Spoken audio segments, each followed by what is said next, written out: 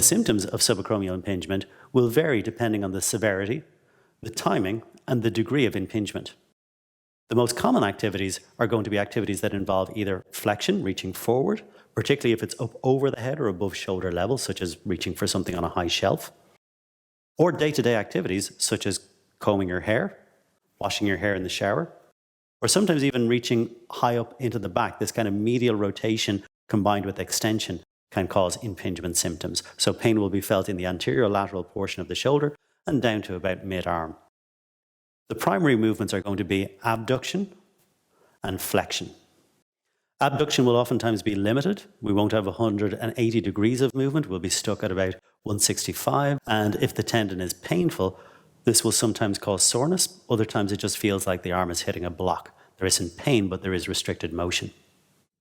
Studies have shown there's pretty even outcomes between surgical intervention and more conservative treatment. So manual therapy can make a big difference in helping to alleviate subacromial impingement.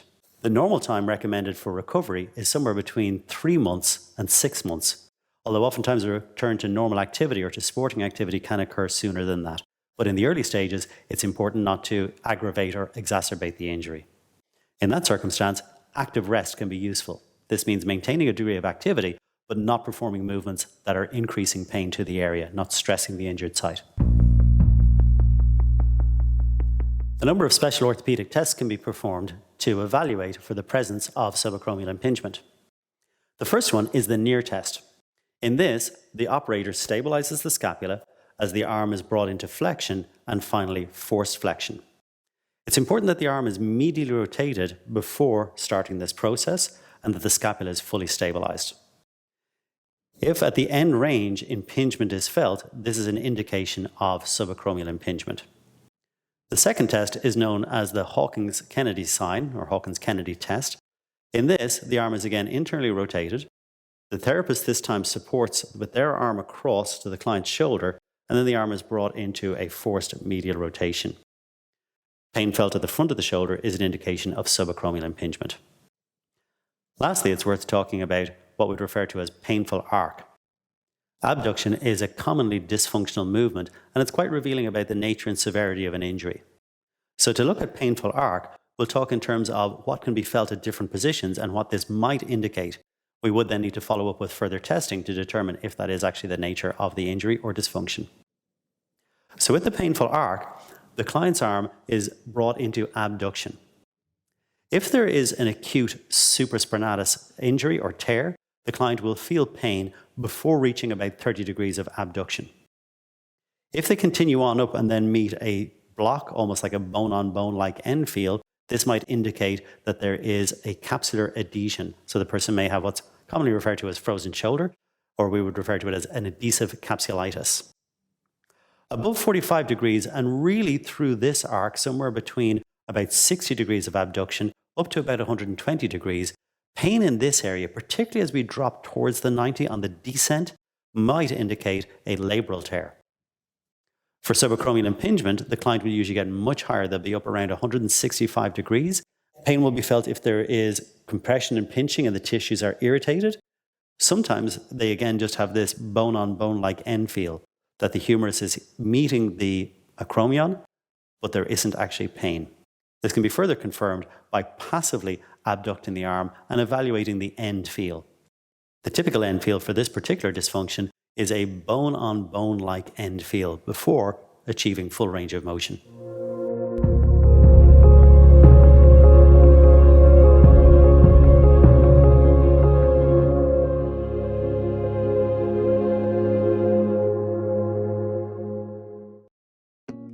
Hey guys, I hope you can join me National Conference in Adelaide. I've got 2 things that I'm presenting there. A workshop prior to the actual conference on self-care for therapists. Okay, so this, look, it doesn't get any more important in terms of therapist well-being. Okay, we're going to pick it apart the whole day. There's so much to address. I'm so super enthused about getting you to work as good and as effective as you can. The second day is peripheral nerve entrapments, and that is all about addressing something that goes under the radar, especially for you as therapists. So we're going to be assessing everyone's tension, and we're going to be looking for your own peripheral nerve entrapments. I can't wait to see you there. I hope you can join me.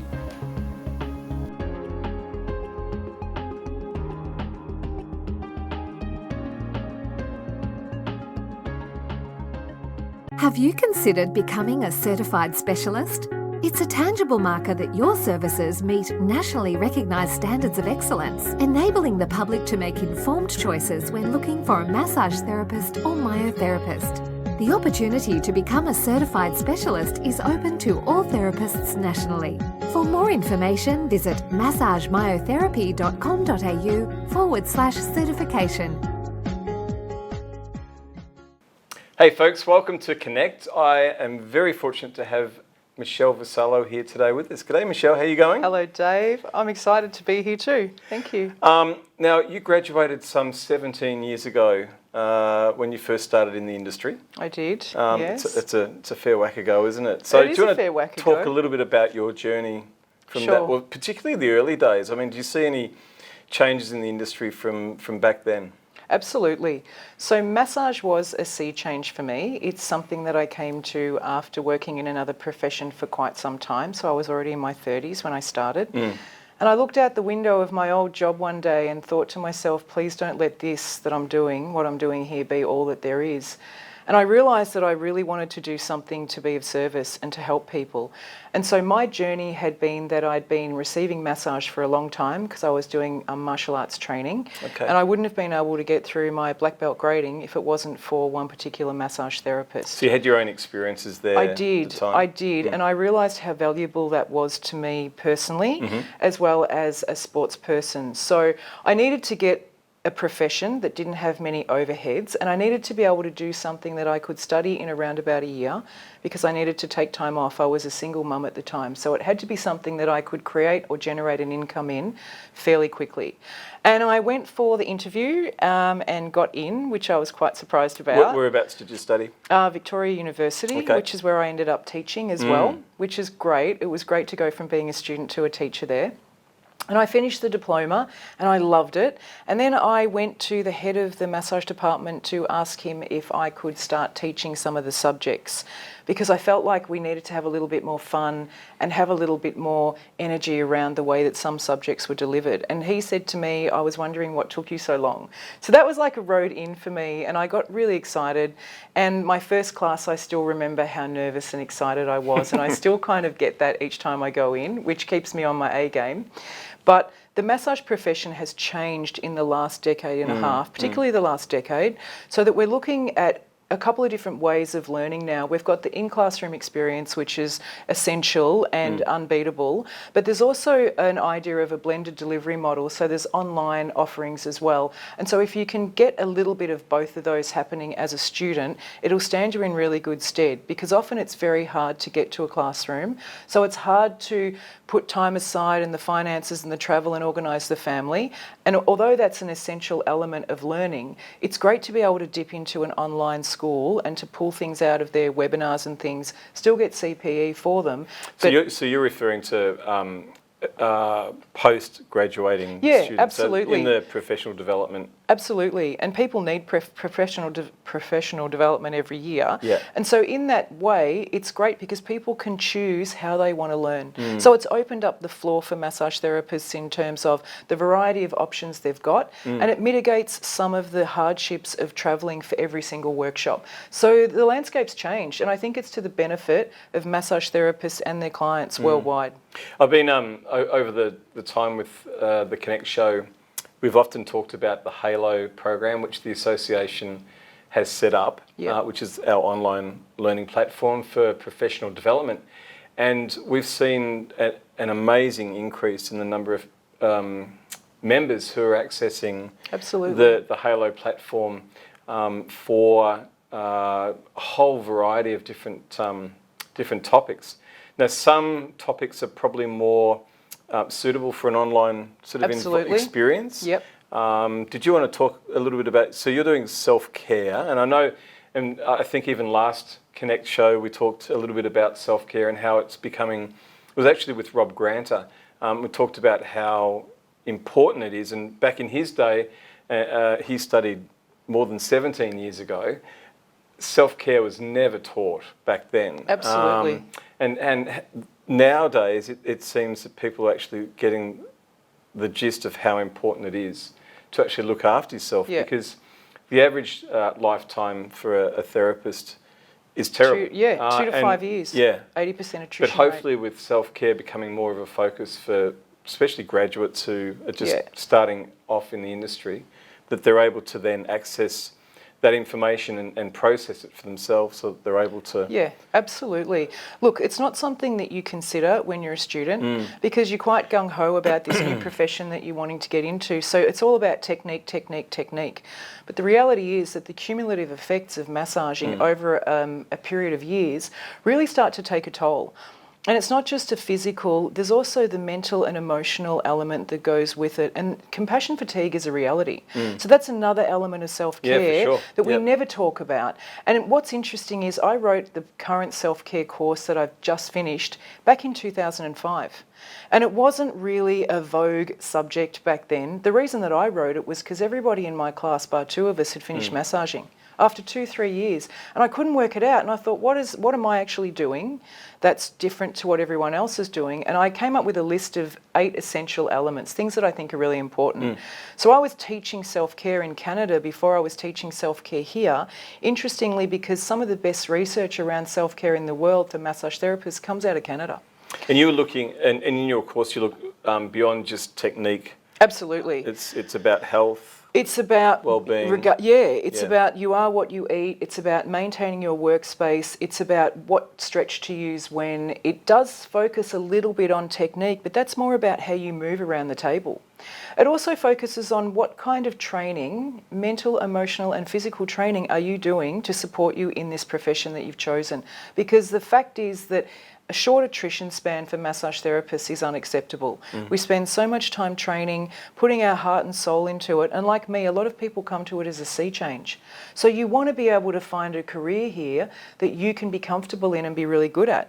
But if you're wearing yourself out after a couple of years, what a shame that is. You've spent so much time trying to dedicate getting you right that you want to treat your clients, but you forget that you need to look after yourself first, because you can't take care of anyone if you're not taking care of yourself. Absolutely, yeah, no, for sure. Now, Michelle, there are other topics that you teach at the moment, because you've moved from clinician to the teaching Full-time space. teaching, yeah. So how was that transition? Was it that easy to do, or was it did you slowly... It was a slow transition, actually, Dave. So I taught for a long time and I was a clinician for a long time. So I was walking the walk and talking the talk. I wanted to keep my hand in as well as teaching. So I did a lot of teaching at the universities and for various associations. And I'm still teaching with MMA, which is the longest standing association that I've had, which is awesome. So then I decided that being a clinician was actually taking time from the variety of subjects that I wanted to introduce for massage therapists, because it takes a lot of elements to make a good massage therapist. So research literacy, which everybody thinks is a really boring topic, but it's actually really cool. You just have to know how to read research. That's one thing I'm passionate about. I'm really passionate about palliative care, and how do you use massage to create a healing space for clients that are end of life and palliative care. Actually, we've just recently published in the Summer Association Journal an article on palliative care. Yeah, and the palliative connection, Yeah, so try and cross over and have a look at the journal as well. It's worthwhile. Absolutely. It's a great article, yeah. It's a really important topic because we're living in an ageing population as well. And other things that I'm passionate about, self-care, obviously, because I just finished my online course, but I'm going to be doing some great webinars with MMA based around being the best massage therapist that you can be. And that's a 2-part webinar series exclusive to MMA. So I'll be drawing on some of those self-care elements, but also, 17 years of how did I make it this long and become successful as a clinician. So some of that golden tips and tricks, I'll be offering that up too. I'll also be doing a webinar around seated massage. Okay. Because mixing up your massage routine is paramount to keeping interest and passion. So how do you get out of the clinic and get into a seated massage space, and what's a great routine? So I've developed a really cool routine, which I used for a long time as a professional seated massage therapist in the corporate environment. What else do I teach? Research literacy, self-care, lymphatic drainage, my passion. And that's probably why, more than anything else, I got out of being a full-time clinician, because I wanted to spread the word that lymphatic drainage can be used for so many things and people are not aware. And you can drop in elements of lymphatic drainage into your remedial massage treatment every day.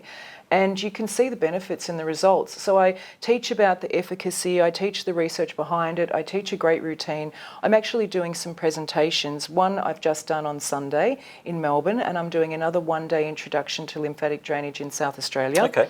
And I've got a webinar coming up. I might have actually just done that webinar for MMA, and that's also based around lymphatic drainage and an introduction to that. So there's lots of things that I teach because massage is a big field and one size doesn't fit all. And every single massage therapist is an artist when they step up to the table because we all perform massage differently.